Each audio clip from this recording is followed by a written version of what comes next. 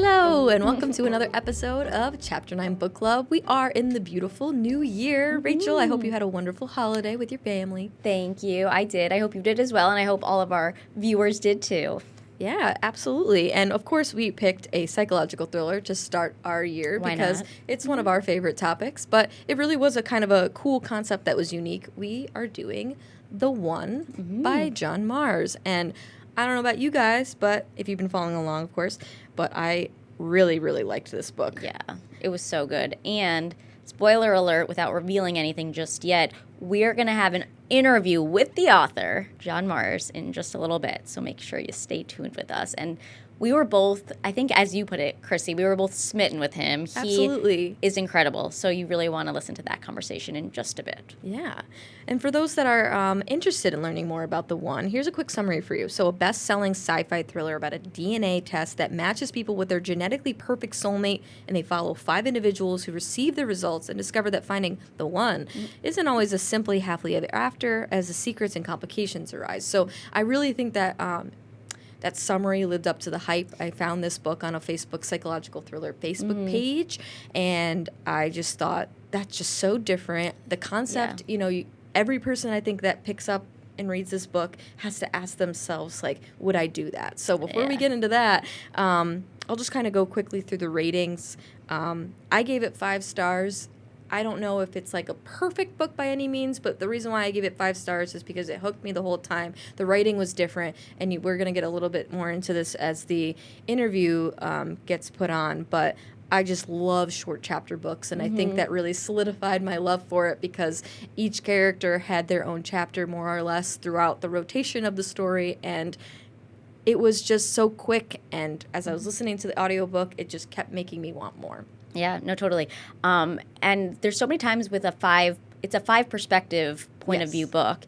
And so many times I don't like that because it's hard to like each storyline. So fair. And you're like wanting to get to a different storyline. Yeah. This book was not like that. Like even if you didn't like a character, I was engaged with every single storyline, which was really cool. For me, I gave it 4.5 stars. But honestly, after this conversation, I feel like I might even round it up to 5. It helps to really like the author, too. Yeah, I getting think so. to know the person, the thought behind it. And again, just teasing the interview again, he goes into why he came up with the idea. And it was so cool. I just thought that was so neat. And getting inside the author's brain of what makes them come up to that. So let's start here. Yeah. Rachel, who was your favorite couple or person or situation that went on? So for me, it was Christopher and Amy. Okay. So Christopher was the killer. And he was clearly a psychopath. And I just thought it was so interesting being in his head. And I thought John did such a good job of like explaining what was going through his head and just his storyline and just kind of how deranged he was and self-centered and arrogant, egotistical. And like it kind of made sense with how you think like a psychopath would be in their personal life. Yeah, and then I loved even more so that his match was Amy, who was a cop, and that was just such a great dynamic too. So I think they were probably my favorite. What about you? They were definitely the most, I think I got, you know how you got, like, excited when it went to a certain character? You're like, oh, great, we get to hear this storyline continue. They were definitely up there, but I really liked Ellie and Tim because the shock factor, this was one of our questions, like the twist that you didn't see coming. I had no idea that she was the one that invented it. I just thought that was so interesting, and I like the dynamic that ended up escalating between Ellie and Tim, a.k.a. Matthew, whose, mother ended up, in a really unfortunate situation because of the test. Like, I still have to side with Ellie. And it does kind of make you feel like big corporations, because big corporations can take down little people a lot, like the small businesses and stuff like that. You almost feel like you don't want to take Ellie's side because she does represent like a big corporation. Yeah. But getting to know her and the thought process that she put a lot of science into creating this test. I do take her side, but I just thought that John did such a great job, John Mars, of doing the consequence side of this test. It ruins people's lives, but and kind of the gray area there too. which I'm sure a lot of big companies do blur the lines to get their products out there. So that was Absolutely. really interesting. I wasn't as shocked. I kind of thought when he wasn't revealing what she was the creator of, but she was this bigwig, I thought maybe Okay. it's the DNA test. But Yeah. I did not see coming at all the Matthew Tim twist. Like, I thought he might be bad, but I didn't see it coming as much as Yeah. it unraveled. It almost made me sad for Ellie because I she was know, she I- was same. depriving herself of the match for herself for so long because she I think she was even skeptical of her own product, Yeah. thinking that she can find the one, and when she does, she thinks anyway, Yeah. it's somebody out for revenge. I really thought the escalation point of like him in her office and things being recorded and Yeah. his death like was so good. Yeah, I that- remember that whole I was sequence. sitting in my Mhm. car in traffic on 690, not caring at all because I just wanted to, like, I'm like, we could stay here all day. I want Yeah. to know what happens. Those scenes are just so good. Yeah. Just kind of going through some other characters. I enjoyed everyone. Nick and Alex was so different. Yeah. Nick being in denial of even being matched with a man, and then having that instant connection when he goes into Alex's office. I thought that the character of Sally was so good, considering she was the one that thought it was just going to be a funny, interesting, and even the side characters of Nick's friend, Yeah. and Yeah. how Sally ended up, wasn't know, even I his know. kid, and I just thought that was so interesting. I thought John did a fantastic job of having those side characters. As we've said throughout episodes, side characters could either make or break a story Oh, of totally. whether or not they're even necessary. So I think you and I have talked throughout, reading this book about how interesting that play was. Yeah, and I think it was just so interesting that he came up with these storylines. Like, it's one thing to come up with this idea of this DNA test Yeah. and being matched with the one, but then, like, I didn't even think about that. What about if you think you're straight your whole life and you're matched with someone of the same sex? Like, so interesting. Like, I just think he did such a good job at these unique storylines. Same here. Yeah, and I think we even mentioned, and we'll get to them, Mandy and Richard. I didn't really like Mandy, Yeah. but I still was so interested in that storyline. I thought she was a nut job. Yeah, she was she was a little crazy.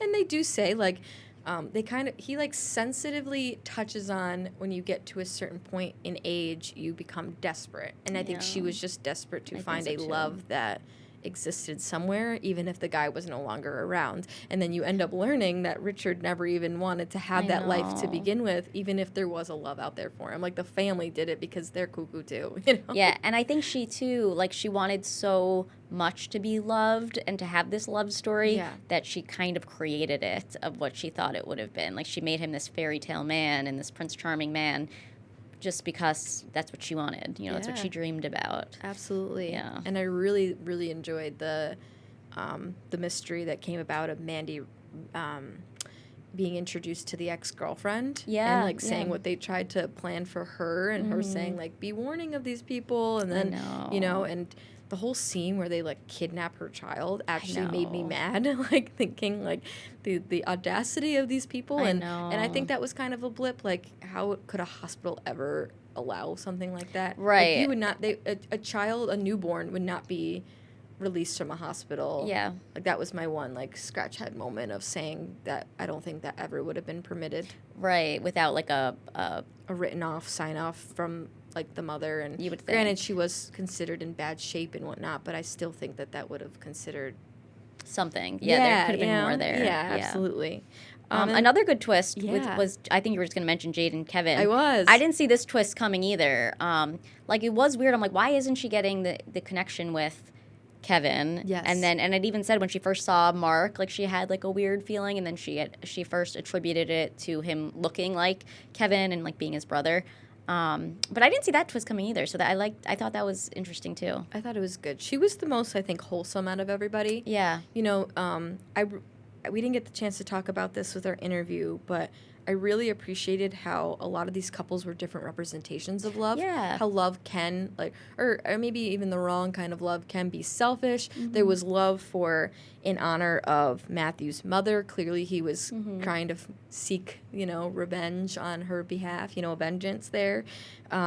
Nick and Alex, like, Nick became, like, selfless, and no matter what promised Sally, so he was going to stay with her until, he does get his happy ending. And then Christopher and Amy, Christopher is finding himself falling in love and actually wanting to turn into a good person. And, when he Sort ends of. up, yeah, and it does get graphic at some moments Yeah. with him killing the pregnant mother. I know, I and hated that. Yeah. I really hated that. It actually, made me a little woozy. I'm sure Yeah. you, being a mom, thought that was just disturbing. Yeah, that was tough. And then when he went back and the baby. And, Yeah. Although I am glad that's what put the nail in his coffin was his own teardrop. But I like that Amy gave was him tough. showed him no mercy, because she's like, Yes. yeah, of course that's your last one. So you say, it's like, no, it really was. Yeah. And he's just like, I don't believe you. Yeah, and I think that was a nice closing for him. I like that she's the one that does the job. Yeah. With him. The one. The one. The one does it. Yeah. So were you surprised, how Amy handled the situation? I know No. those were your favorite characters. No, I wasn't. You thought Because I thought the whole time that she was this really strong, she was. badass They kind of. they didn't make her seem naive by any No, means. no. And I almost feel like he teased it a little bit earlier in the book when he said that Christopher had that book with their photos on his stand, Yeah. on his table. So it's not like he was hiding it. So I almost felt like they teased it a little bit and she's a cop, a detective, Yeah. she would snoop around a little bit maybe, Yeah, especially with when he's doing weird things, which there were a few weird things he was doing, obviously. So I wasn't surprised. No. And I liked her vengeance there. Yeah. Yeah, I thought the endings for everybody was so good. And John kind of gave us a sneak peek of how, if you're wondering what happens to these couples, there'll be more. And before we kind of get to our interview, I have to ask, would you take the test? Would you take it? I know. So, and we did discuss this before we started recording, so spoiler there. But if I was happily married, as I am now, I will say no, because I think that whole grass is greener mentality and why even rock the boat when you're happy. But I think if I was single, I think I would take it, because I think I'd be like, why not? Exactly. Yeah, I feel the same way. I can see people single in their 30s saying, why the heck not? I actually think that this would do really a lot of good. I think they even mention in that book saying you're tired of the apps, the blind dates, we just jump right to it. If somebody it would help you give somebody a fair shake. Yeah. But there are scary things with technology, with the Tim, also known as Matthew, messed it up. He went through the app and made it where it didn't work. Or even with Christopher, using that other app and just using someone's phone number to then figure out their whole life story. So, and that just makes you think oh my gosh, are we putting too much information out there? Oh, yeah, totally. That's happening right now. Yeah, yeah, totally. Because all you need is someone's name, and you can usually find a lot of information on them. Phone number. I would not be surprised if something like this is being attempted in the works right now. I love these kind of futuristic dystopian type books where you think oh, that could actually happen. It definitely could. And this totally could happen. It reminds me of the show Black Mirror. Did you ever watch that show? Yes, very much. This could be an episode. Yeah. I'm surprised it hasn't already. I know. Asking, that would have been that's okay. Maybe we'll have John on again. Yeah. And we'll tease ahead. Yeah. We do ask him that question too. Would he take the test? Yes. And he has a great answer. So you'll want to stick with us for that. Absolutely. We'll be back.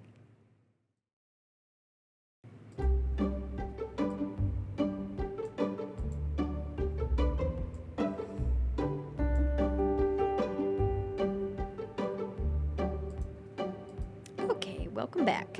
So we are so excited. We're going to take our interview now with John Mars. He was amazing. So without further ado, let's get right to it. So first, thank you for being here. We really appreciate it. We know you wrote your first 3 books during your daily train commute and self-published them.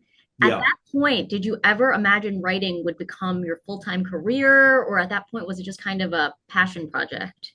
Absolutely had no idea it was ever going to become a career. So I had this idea for a story. And I mean, bearing in mind, I'd worked as a journalist for years.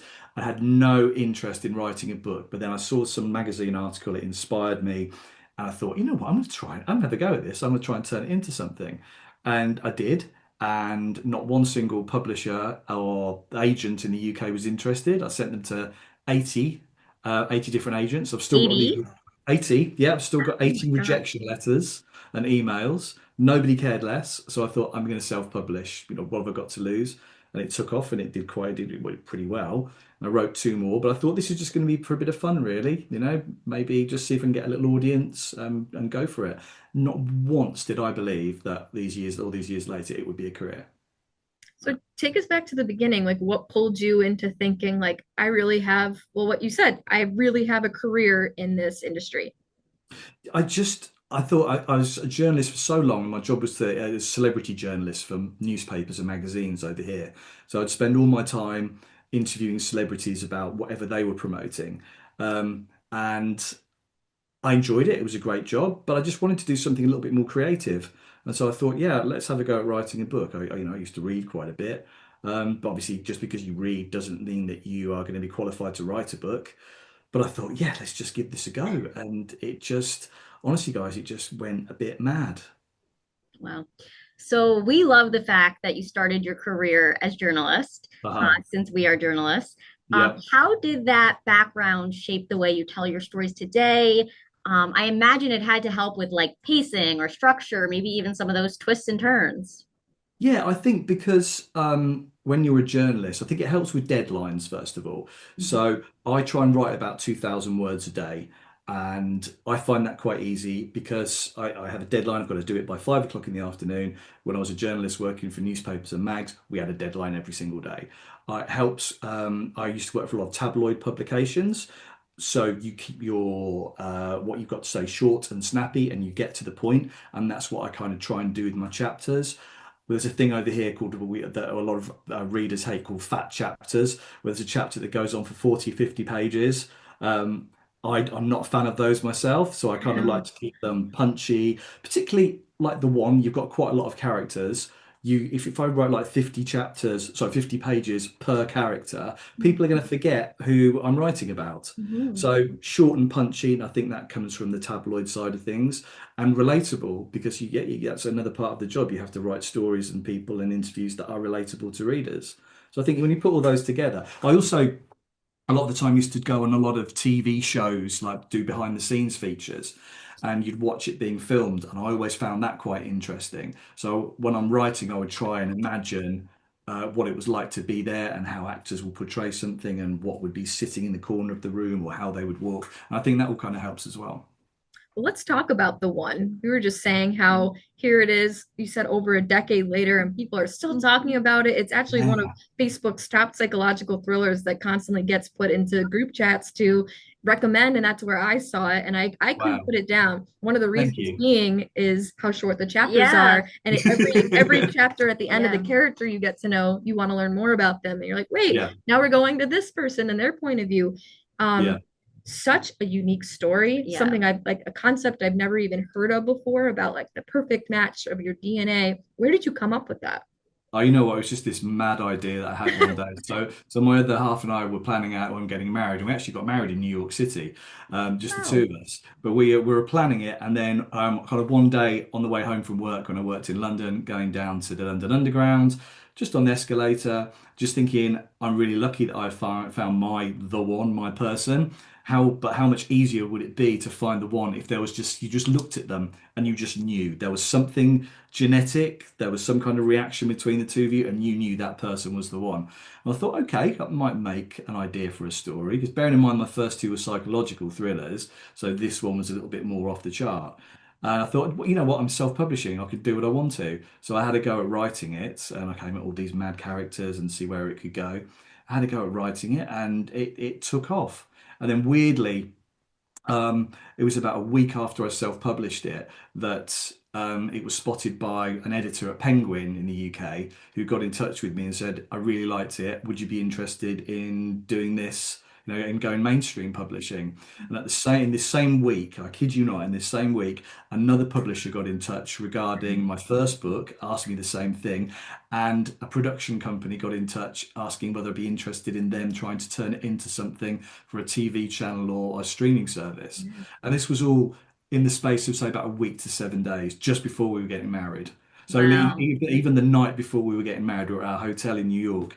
going through contracts and stuff like that. It was mad, mad time. Well, it just goes to show you that, who cares about the 80 rejection letters? All you need is one.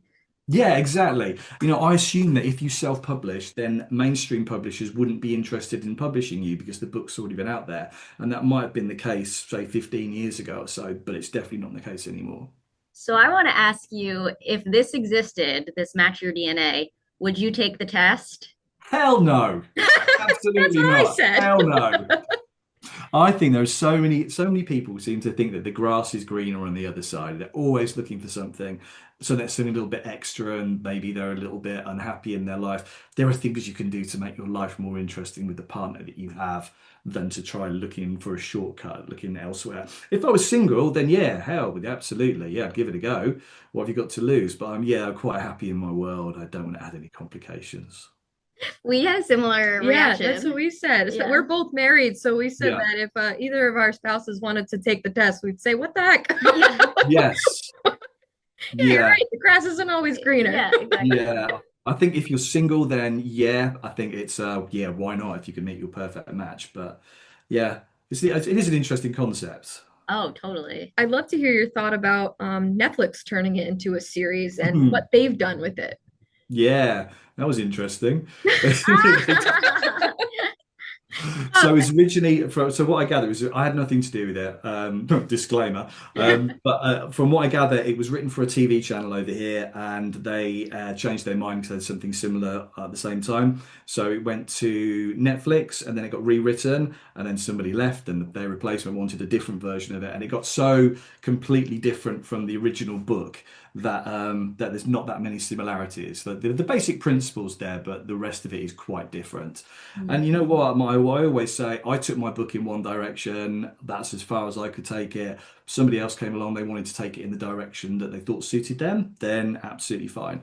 Sure. I did watch it all. I got to go on set and watch a bit of it being filmed, which was really surreal because I remember sitting behind the hair and makeup section over on a balcony, surrounded by cameras overlooking what was going on below, and just thinking, wow, all these people are here. Like about 80, 90 people in this room because of this one daft idea I had like about 2 years earlier. And watching it was great as well. We put our son went to his grandparents for the weekend, and we just sat and binge watched it. Yeah, I enjoyed it. I know a lot of people didn't. I still get hate mail from people saying, "Why did you allow them to change it? Why was so and so in character in there?" And my argument's always the same. It paid my mortgage. Yeah. Yeah. And I mean, you're part of it. It only gets your name out there more. And then Yeah. if people haven't read the book, maybe they'll read the book afterwards. Yeah, you mean Um, you get a lot of people who have watched the series and then read the book onwards, afterwards, and vice versa. Some of them read the book first, then watch the TV series, and then they complain to me. Well, that seems to be a trend right now. Yeah, Rita McFadden's having a few of her books being yeah. turned into movies. Do you have a book that you've written that you would end up loving to see as a series or a movie? I've got 5 or 6 other books that have been optioned by different production companies. Okay. Some of them have been knocking around for years, and they just keep being renewed every 12 months, 18 months. I'd love to see What Lies Between Us. So that was a book about a mother and daughter who share a house but who hate each other. I'd like to see that. That'd be interesting. And probably my last year's release, which was You Killed Me First, about 3 women who live in a little cul-de-sac in the UK, and they have these underlying little storylines going on, and they pretend to like each other, but they really don't. God, I'm just realizing all my books are about people who hate each other.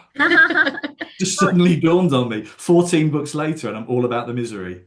well, I mean, it gets people hooked. It gets people coming back. So it makes sense. It's my favorite Yeah. genre. Has to be Yeah. for a reason because it Yeah. gets me very much into it. Did you have in this book, and I know you wrote it more than 10 years ago now, Mhm. but did you have a favorite character or storyline? I, by the way, love the multiple perspectives, and Okay. there was nobody that I was bored with. There were some characters I liked more than others. Like I didn't Yeah. particularly like Mandy. I loved Christopher's character. I thought it was just like so creepy and Us too. captivating. So I'm just curious, like for you, do you have a favorite character or one that you resonate more or less with? Christopher was my favorite one to write because I'd never written anything like him before in the two books that came before it. So it was really good fun to just go to town with him and Mhm. see what I could get away with. I like Mandy and Richard. Their story was insane, but I like Mandy and Richard. I've got to say, Jay, if I went back to it, so I had to read it recently because there's a new edition coming out in March next year with 5 bonus chapters, and it follows these characters 10 years later to see where they are, whether they're still together or Oh, what's wow. happened to them. So that was the first time I'd reread the book in quite a few years.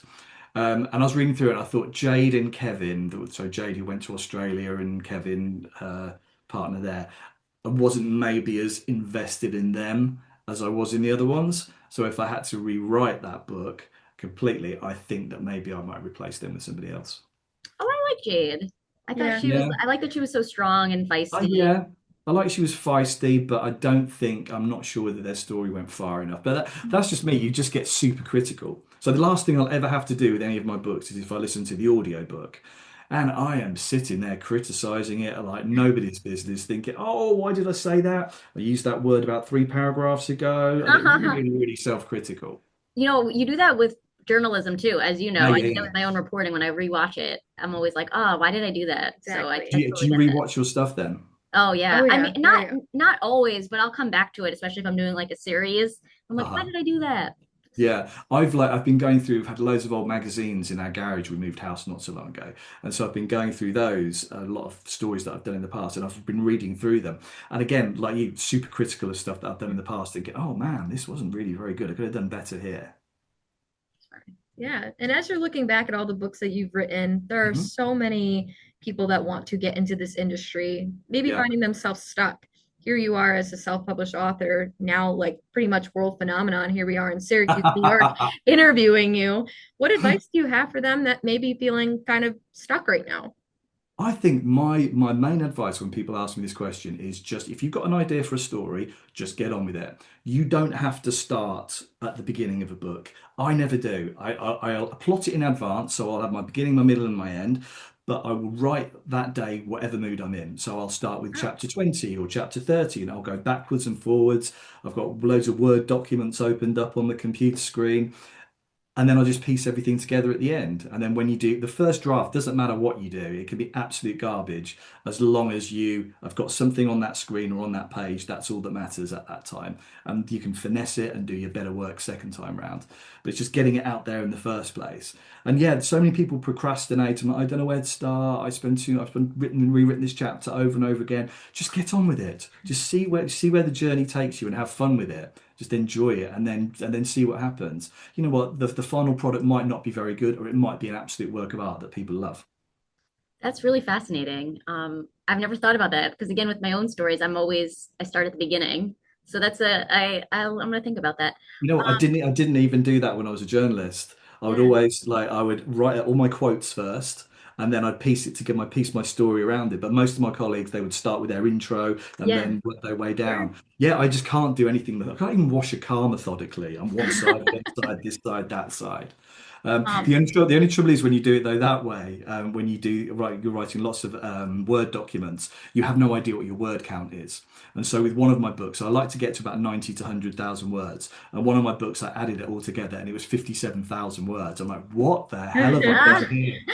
So if you ever read a book with one of my books with lots of descriptions of sunsets and beaches that go on for pages, you guess which one it is. oh my gosh. Wait, that's so funny. So I was really impressed with your social media presence. Thank you. I always, whenever I read a book, especially for chapter 9, I'll tag the authors, and I don't really expect a message or like a retweet, but I'm so excited when I get one because then I can message and try to like score an Yeah. interview like I did with you. Uh-huh. Why do you think it's so important to be so active on social media and engage with your readers? I don't really go out very much to do book events. I'm not comfortable with standing on a stage in front of a lot of people doing it. Social media has made my career. Word of mouth, joining Facebook groups, used to be Twitter, not or X, not so much anymore, more about Facebook groups and Instagram. For me, they are the people who have put me where I am and allow me to do my job. And I don't think it takes too much just to send a reply. You can engage in a conversation or just a little reply saying, hey, thanks for that. It's really nice of you to say it.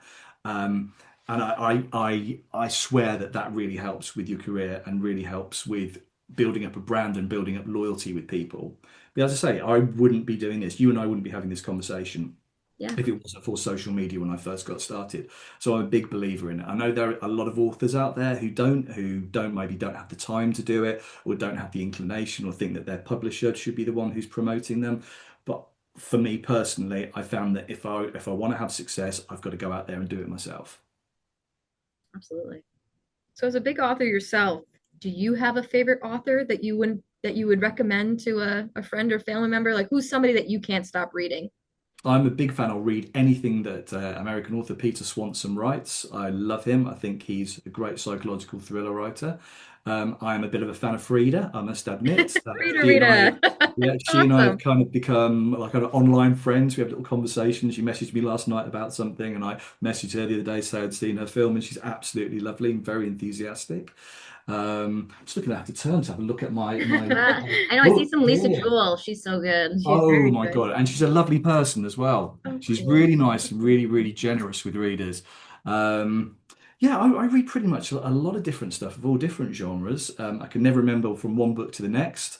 It's just like I've read one and then the other one has to go out of my head before the next one comes in. Yeah. Yeah, Lisa Jewell, Claire McIntosh, I really like. Another British writer. Which I'm trying to think which American ones that I like. There must be loads. And then I'm like on the spot. I'm thinking I can't think. Oh, you know what? Where is she? She's in my up here somewhere.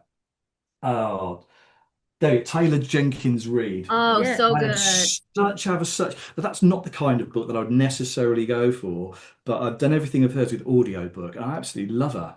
I think she's great. We're reading right now. Oh my gosh, I'm gonna forget the name. Atmosphere. We're reading Yeah, Atmosphere right now. So good. yeah. I just think she's really interesting, and the level of research she must go to. Man, I feel lazy compared to her. I don't think so. You have Yes. quite the resume. So I was gonna actually ask you, for people that haven't read you before, Mhm. which book would you recommend? But then I went on your social media, so I'm Yeah. gonna change my question and I'm gonna ask, which of your books do you think is the most underrated? Ah, you're good. Can tell you're a journalist. It's a book that I wrote. It's about my fifth book, I think, called Her Last Move, and it was released at a weird time because it was I think we were in like early pandemic lockdown stuff like that. It snuck out. It's done compared to a lot of people's works. It's done really well compared to maybe some of my other books. It hasn't been as successful. I'm really proud of that one. So I think I would. That's the one I would choose. Yeah, Her Her Last Last. Move. Yeah. But in Right. terms of if it's like, because I write two different styles. So I've written five, they call it 5 minute in the future books. So kind of slightly dystopian, slightly sci-fi, but we're not talking aliens and stuff like The One, that would come under the dystopian category, and psychological thrillers. So I think to ease people into the psychological thrillers, I'd maybe go for something like What Lies Between Us or Keep It in the Family, and The One for the slightly dystopian books. Okay. Add it to the TBR. That's right. Oh yes. Just keeps growing, I right? know. Just It's keeps never ending, growing. is it? No, it's not. I always have like an audio book on the go and a physical book on the go, and I'm never going to get through everything that I want to listen to or read. No, it's impossible. Well, if you keep writing, I'm never going to be able to get Yeah. through it. So let's talk about your new book in the works, Dead in the Water. Tell us a Oh, little bit about yes. that. Yeah, so it's out on January the 20th, and it's about a man who, while drowning, sees his life flashing before his eyes. And he remembers everything except for witnessing a boy's murder.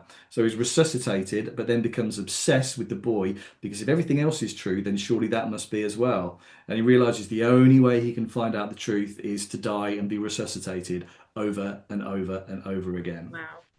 Oh my gosh. That's Another hilariously lightweight rom-com from me. yeah. I'm hooked. Yeah, it So, keeps us coming back. I was gonna say, I mean, I can do a rom-com every once in a while, but the psychological thrillers are my jam. So Yeah. keep them coming. anything that Okay. says just one more chapter. Yeah. Just one more Yeah. chapter. What would you recommend to me then as something, I'm turning it around. What would you recommend to me that to read that maybe I haven't? Okay. I gotta look at my Putting Goodreads. you on the spot. And I'm gonna look at I just did I a am trying to remember the name of the author who wrote it, but I know I will always recommend The Silent Patient. Have you heard that Oh, book yeah. before? That is I actually read, yeah, I read that a few months before it came out, And then, so Really? I've got a quote in there somewhere. And it was really hard. I was recommending it to everybody. It was so hard not to tell people about what happens, about the twist. Yes. And I think that book is what helped. There's always a reading slump at some point in your life, at least for me. Yeah. That book brought me back in. Yeah. And Yeah. when you can get a good book to bring you back in, I think that's what got me to psychological thrillers because I am always hooked by them. Yeah. Yeah. So true. That was mine because it really got me back into reading. Yeah. I would Great say novel. not a psychological thriller, but last year I think my favorite was James, Percival Everett's book, Right. James. And that one was really good. And then I think the year before, The Women by Kristen Hanna was my favorite. I've not read that one. It was really good. Okay. I don't know if she's American, I think. I'm not sure. But British authors though, I love Gillian McAllister. Wrong Yeah. Place, Wrong Time. That's Yes. fun. Yeah. Yeah. Did you Great read that book. one? Yes. Yeah. I know Gillian. Yeah. Great book. Yeah. She's also very good on social media. I follow her as Yes. well. Yeah. Yeah. She does. She really puts herself out there a lot, doesn't she? Yeah. Yeah, I'm trying to think who else. Maybe Ruth Ware. I'm a fan of Ruth Ware. Yeah. A lot of her Yes. books are really good. Yeah. Did you see the woman? Was it the woman in cabin number 10 that Yes, on yes. Netflix recently? Yeah. Oh, I didn't see the show, but I read the book. Yeah. Yeah. Um, Andrea Mara. She's a Irish writer. Andrea Mara. She's fantastic. One of her shows was on. I'm not sure what channel it is in the US, but it was on over here. It might have been Peacock in the US, called okay. All Her Fault with Oh, yes. I haven't read the book, but that's people are talking about that. great book, great adaptation. Okay. I'll add that to my list. I'm gonna come away with this with a bunch of I know, right? a long list. Honestly, John, I could sit here all day because Yeah. it sounds like your to be read is right in line with ours. Yeah. Yes, I think we are vibing in the TBRs. Yeah. Well, thank you so much. Thank you for making the time for us. We really, really appreciate it. Oh, you're very welcome, and thank you to everybody. Thank you to your country. 'Cause your country has really embraced me with my books, and I really Aw. appreciate that. Well, thank you. That's Clearly, awesome. clearly America is very big into psychological Yeah. thrillers. Don't know what that says about us, but Yeah. I love it. I couldn't possibly comment, Rachel. Yeah. Thank you. Thank We you. appreciate All right. you. Take care, Have a good guys. day. You And too. you. Bye-bye. Okay. Oh my gosh. I know, so we good. could have gone on with him forever just talking about his books. It was so amazing to hear about all the author connections. I Doesn't it feel like know. such a small world too? I know, and he's like, "Oh yeah, I was talking to Frida yesterday," and I'm like, "Chrissy is having a meltdown internally right now." I was debating. I'm like, please hook a girl up, but Yeah. you know what they say, never meet your idols. So Yeah, that's true. That is true. That I is wouldn't true. want to offend her, being like, your writing can be. I can't stop though. You Yeah. know? I know. I feel like that's the general consensus though. But whatever she's doing, It's working. Yeah, Yeah. it's like the Colleen Hoover effect too. Yep. Reading a book from her right now just for fun.